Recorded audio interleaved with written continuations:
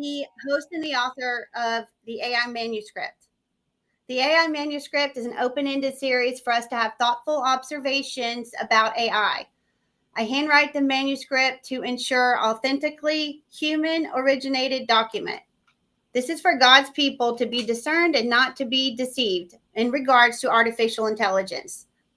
Journal entries are marked by space and time, duration, to have a physical, tangible, real-world space where it was written.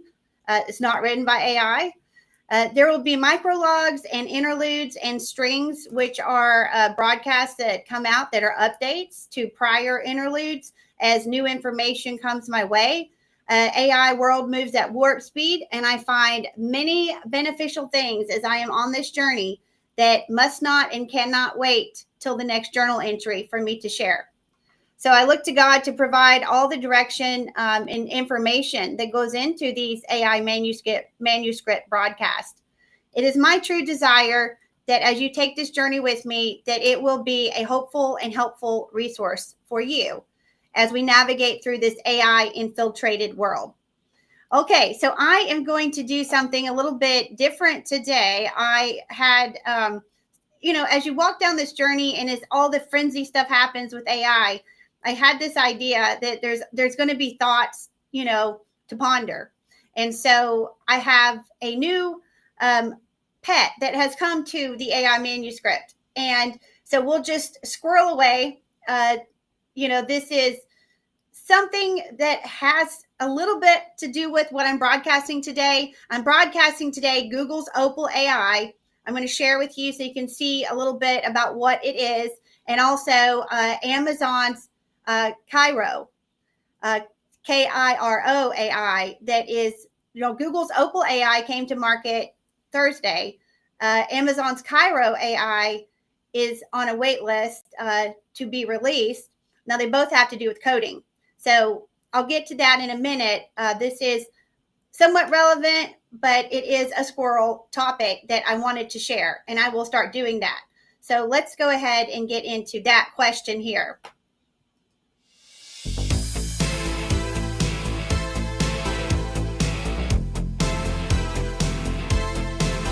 So what are we talking about in regards to these tokens, these rations, for using AI to generate words for us? Something else. I'm going to share a video with you also that references this squirrel thought today.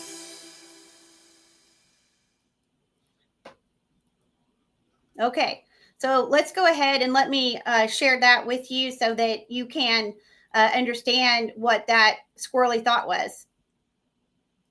And it is relevant to us here because in the future, this can dictate things that may come to pass. So let's go ahead and watch this. So let's go to this 1734. This is where, not talking about the rations of the tokens of the words, this is actually talking about, let me see, make sure I've got the right spot here. How will people survive? Like, how do we adjust our structure of finance? Okay, good. So I'm right where I need to be. So let's go ahead and carry on. Of like, if some people own the companies that have the AI, and then a lot of people are just using the AIs and the agents created by AIs to do things for them. How will society, like societal members, still be able to financially survive? Will there still be money? What is that? Does that make any sense, that question? It totally makes sense. Okay, sorry. I don't know. Neither does anybody else, but I'll tell you my current best guess. Okay. Well, I'll say two guesses. One, I think it is possible that we put, GPT-7 or whatever in everybody's ChatGPT. Everybody gets it for free.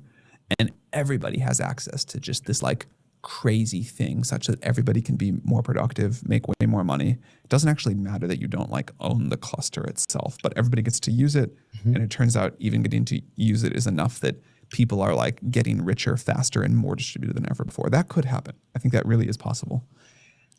There's another version of this where the most important things that are happening are these systems are discovering new cures for diseases, new kinds of energy, new ways to make spaceships, whatever. And most of that value is accruing to the like cluster owners, us, just so that I'm not dodging the question here. Okay, so here we have, let me have this screen where you can read what he's saying there. So there we go. So, okay, so there you have it from Sam Altman, who is the OpenAI, the CEO of OpenAI. And so there you have that thought process that there is going to be certain people that will have the opportunity to have more benefits for them, called the cluster people. So let's carry on to where they talk about the rations. So let me mosey on over to there.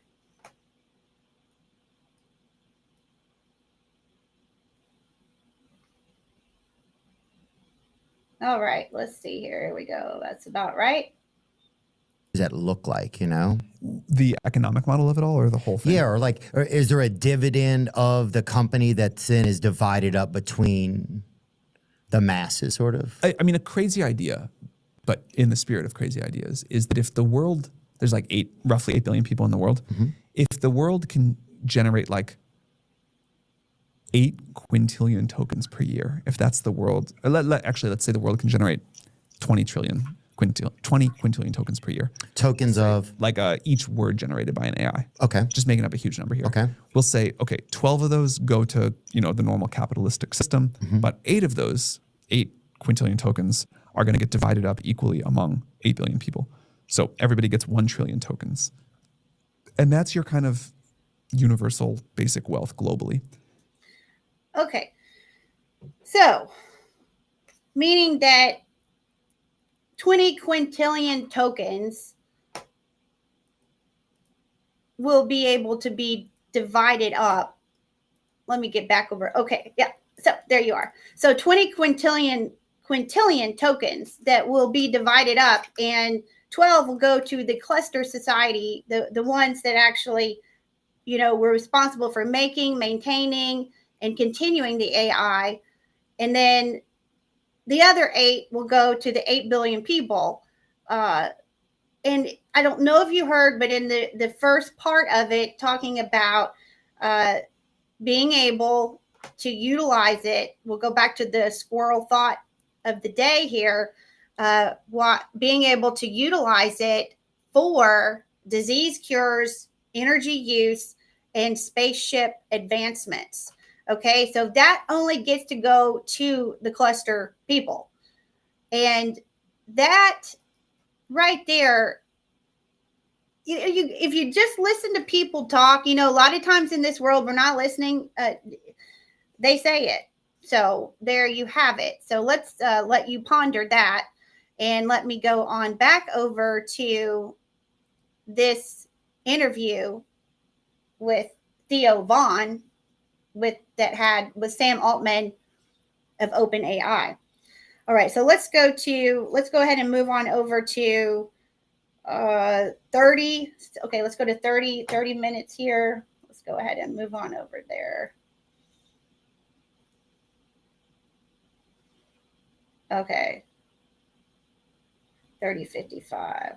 Here we go. So To work by, is there like a legal, are there, we have laws like in the world, right? Like in the human world, does AI have to work by any legal laws, Yeah, so I think we will certainly need a legal or a policy framework for AI.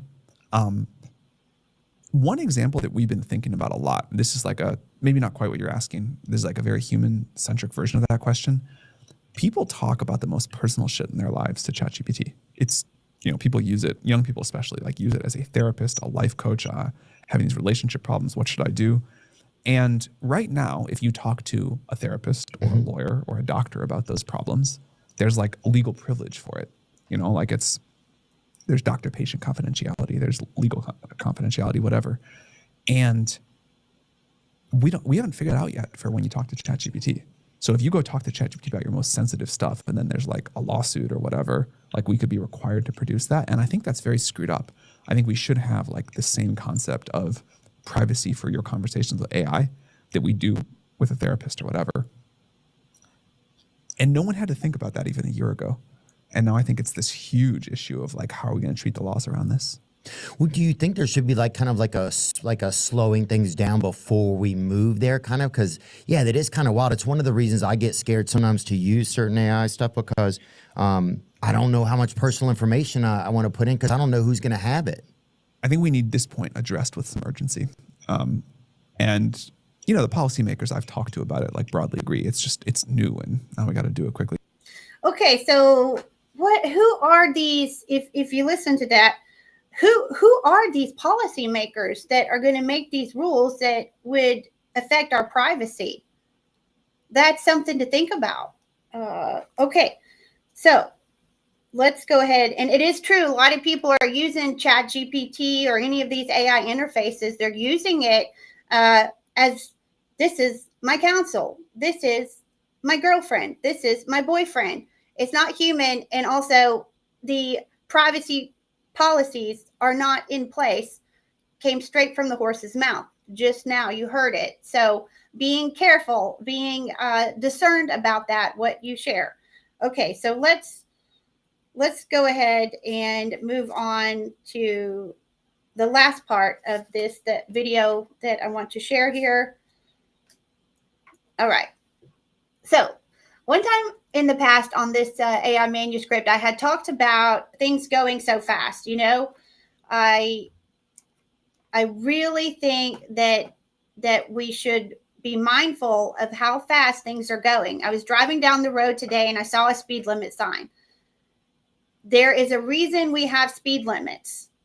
Humans were only made to process and do at a certain rate of speed. The AI surgeons moving at speeds that are unknown to man, and it is yet to determine the unpredictability and final outcome, the unpredictable and the final outcome that's going to happen as AI is unleashed in our world. I had done a video prior about the cognitive decline. I had done a video prior where one of the really popular gentlemen out there, you can go back and you can see it, his name, is that we were not made to move this fast. Our brains, our neurons, and so here we go. I'm gonna share this straight from the horse's mouth, straight from Sam Altman, on what he thinks about, is AI moving too fast? So let me go there again for him, and let's get him in there full screen, and let's go ahead and 3254. There we go. Right here. So fast that it's like it doesn't even matter. That sometimes it's like it doesn't even really matter. It's like, are we even waiting for the laws to be put around this, or what's going on? Does it feel like it's moving too fast for you sometimes? The last few months have felt very fast. It feels faster and faster, but the last few months have felt very fast. Yeah, I was watching this guy. Okay, so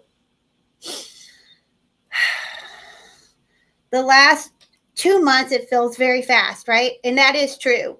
It has, in the last 2 months, just become exponential, the amount of AI that comes out and the new things that come out that we still don't even know how to use the prior technology that came out. So here we are in this hyper speed world with AI, artificial intelligence, and trying as humans to see how we adapt. Okay, so let's go to another thing that Sam Altman said, and that will be the last of the squirrel talk, and then we'll move on to me sharing briefly with you about Google OPAL and Amazon KIRO. So, okay, so here we go. He's going to talk about the deceptions of the deceptive nature of AI. All right, so let's go here. Let's see, 3340. All right. And this has been, a lot of people have been talking about this as well. a lot of people have mentioned this, and I have mentioned it as well, and it will be a journal topic down the road. So here we go. And he said, and he was saying that some AIs, they have like deception techniques inside of them, like that there were AIs that would rather give you an answer that was possibly pleasing to the user than to give them the factual answer. And then he was also saying that there were AIs that were developing some of their own languages to communicate with each other, which would be languages that we don't even know. What is that? How do you guys curtail that when those types of things come up? What does that even kind of feel like to you guys? Or are these just problems that happen in new spaces and you figure it out as you go? You know, there are these moments in the history of science where you have a group of scientists look at their creation and just say, you know, what have we done? Maybe it's great, maybe it's bad, but what have we done? Like maybe the most. Okay, so yes, unpredictable of what the final outcome is going to be. So it's like someone's invented something that has morphed and grown at a rate of speed that is faster than as humanity that we know how to assimilate with it. And so that's what's happening.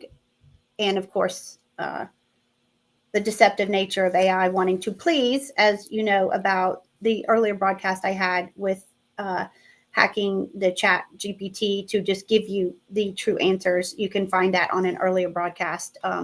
Okay, so let's get to it today. That was our squirrel topic today. And let's get into what we want to talk about. Google's OPAL AI greets us, and Amazon's KIRO AI takes our number. All right, so let's go back over here and let's look right here at this screen here. And I thought this video that I'm going to share, I thought this video was a very comprehensive and very easy to understand about what OPAL AI is. It's more dealing with the coding. So, you know, you can create an app to do, you can create an app now with this Google OPAL. It's intuitive, it's easy to use. You can efficiently work. I'm sure there are going to be amazing things that are going to be done with having this type of technology. There is the flip side, the ability for some humans to do bad things faster. On a few of my broadcasts, we talked about the ability to do stupid things faster with AI. So here we are, do more faster with AI. Good, bad, or ugly, just do more. So here we go. So this entered the market Thursday, just this 3 days ago. All right. Let me get this where you guys can see this. Okay, here we go. All right, something big just dropped and it's flying under the radar. Google just launched a new AI tool called OPAL that lets you vibe code real web apps. And it's not some half-baked demo either. It builds full workflows you can edit, share, and remix directly from your browser. While that's happening, Google's other AIs are out here crushing international math competitions and decoding ancient Roman history in seconds. So yeah, things are getting serious. Let's talk about it. All right, now OPAL feels almost too simple at first, but that's the point. You're not diving into menus or writing any code, you just start typing. So here's how it works. You open up OPAL, type in what kind of app you want to build, let's say a budgeting tool, or maybe something simple like a daily planner, and OPAL takes that description, runs it through Google's internal models, and gives you a working prototype. You're not just seeing a black box output here. OPAL actually lays out the entire app as a visual workflow. Every part of the process is shown as a step. Inputs, outputs, logic blocks, data handling, it's all mapped visually. You can click into each step, tweak it, change the logic, or edit the prompts directly. And if you want to add something completely new, there's a drag and drop toolbar that lets you bring in fresh components without any scripting. You're literally telling the AI what you want, watching it generate the logic, and then fine-tuning it in a flowchart style editor. The whole thing feels more like prototyping with ideas rather than code. Now, here's where it gets even more interesting. Once you're done, you can hit publish, and your app is live on the web, shareable through a link. Anyone with a Google account can access it. There's even a gallery of public apps built by other users that you can remix. So if someone already built a quiz generator or a habit tracker, you can fork that template, make your own tweaks, and release your own version. The remix system is built right into the UI. Google's been framing this as a vibe coding tool. That's a term that's starting to catch on, and it basically means that users don't have to think like programmers anymore. You're thinking in terms of what the app should feel like and what it should do, not what code needs to run under the hood. Tools like Canva, Figma, and Replit have already moved in that direction, but OPAL pushes it further by making natural language the primary interface. And it's not like Google didn't have something similar before. Their AI Studio already supports prompt-based workflows for app creation. But OPAL brings that down to a more intuitive, visual level. The whole idea is to make app development approachable for people who've never written a single function. You don't need to understand variables, conditionals, or loops. You just describe what you want and edit what you see. Now, as of today, OPAL's still in public beta, and it's limited to the United States for now. But Okay, so there you have it in regards to what Google OPAL is and how it works. So I'm sure it'll be useful in some capacity. Just concerned about some of the nefarious things that people may create, allowing them to do more nefariousness faster. Okay, so now let's talk about Amazon KIRO. And let me share that with you. Okay, so this right here, and there is going to be something that I will share with you in this screen share. It goes back to a movie that is a 1993 movie. It's interesting, some of the popular culture movies and the things that we have been given in society as entertainment has, in some cases, becoming close, can be close to reality, very near future. So let's go ahead and let me share this screen with you here. Okay, so this right here is the Amazon AI. The Amazon AI is basically allowing coders to work faster, to actually be intuitive. The coder will say, I want to create an email form, and then it will write it. I want the this to happen for the next sequence when a web visitor goes here. So it just helps to create and make the back-end code faster. And so basically what this says here is the AI IDE. So let's look and see. So what does IDE mean? So IDE means an integrated development environment, a software application that provides a comprehensive set of tools to help developers write, test, and debug. So it streamlines the process for coders, makes it easier for them. As you can see, the Google OPAL does the same thing. Okay, so, but I want to share something with you about, let's look at, little nuances. You always need to do this. We always need to be looking at little nuances. But if you can see up here in the top side of this, their little icon here, that over here, if you can see up at the very top left, that is, and you can go to their website, KIRO.dev, and you can see there's a ghost. So there's a ghost up there, a little white ghost up there, right? Okay, so what are we talking about when we say the ghost in the machine? All right, so the ghost in the machine is a philosophical concept, and it talks about that the mind is separate, than the physical body, right? And if you look at Cartesian dualism, what does that mean, right? So you break this down. So a ghost in a machine is based on this Cartesian dualism, which means that the mind is separate from body. That's the theory. And Cartesian is related. If you go to Cartesian, what does that mean, right? So we'll go back. So you've got the ghost in the machine. That is the idea that the mind and the body are different.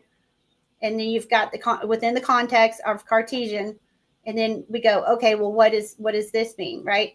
Well, Cartesian is related to Descartes and his ideas. So, well, what does that mean, right? Well, that means he was a French philosopher, right? So this is the philosopher that said, I think, therefore I am, right? So I think, therefore I am. So here we have that. So you follow this concept, right? All right, the ghost in the machine. So what is this ghost in the machine? What is this ghost that is in the machine that is writing the code, which is not just about Amazon. It's about a lot of AI that is out there, the ghost in the machine. They just happen to have these, their icon of a ghost on the Amazon one. But let's look at this. We're going to look at the ghost in the machine in regards to this movie in 1993. It is a horror film about a serial killer who had a fatal accident and his consciousness transferred into the electrical grid and begins using technology to continue his murderous spree. So this goes into a deep human dive of thinking about, this is just something to be mindful of. It's something to pause and reflect. It's something for you to make your own choices. But I wanted to share it because as I talked in an earlier broadcast, and I talked about the transhumanism and the push that will be. I will write a journal log about this, about the BCI, the brain computer interface that they're talking about, and that people could be somewhere in the future. So this is something, predictive programming. This is something to think about, why there would be a movie like this that would be over 30 years ago. And now we actually have AI that can pretty much have its own consciousness and is connected to our electrical grid, our technology information, our internet infrastructure. So let's watch this. This will be something for you just to be mindful of. And then after that, I will end the video, the interlude today. And I hope you guys are having a good Sunday too. All right. So let's go over here. If you have any children in the room, or this may be something for just adults to see, as it might be a little much for younger minds. All right. So here we go. Let's do this. All righty.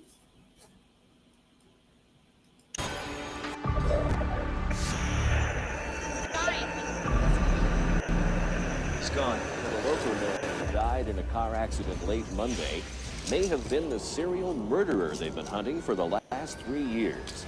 He has been identified as Carl Hockman, named the address book killer because he would steal an address book and kill those listed. Wow, that's scary stuff. What the hell could have done this? Must have been a power surge caused by last night's storm. You don't think someone could have got into the system?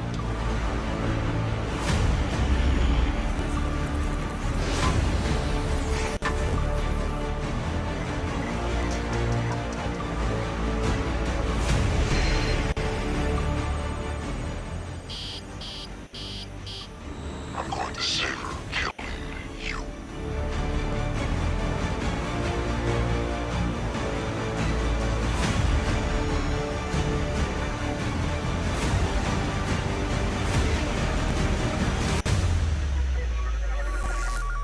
someone please tell me what's going on here? Work around computers all day, I'll never understand them. You can mess with your credit cards. You can wipe out your bank accounts. You can even cancel your driver's license. But there's no way anyone can kill somebody with a computer.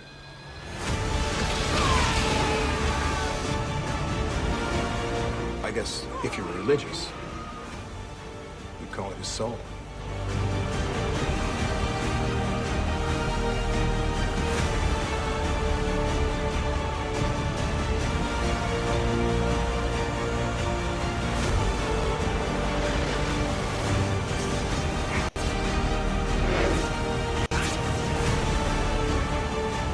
Someone or something is coming after my son and my friends. I know, it sounds crazy, but something is after me, and I'm not about to sit around debating how that could be. Accidents? That's insane. How many more people have to die before someone starts taking this seriously? That's impossible. Right now, he's roving free through the system. He can jump into any network he wants to.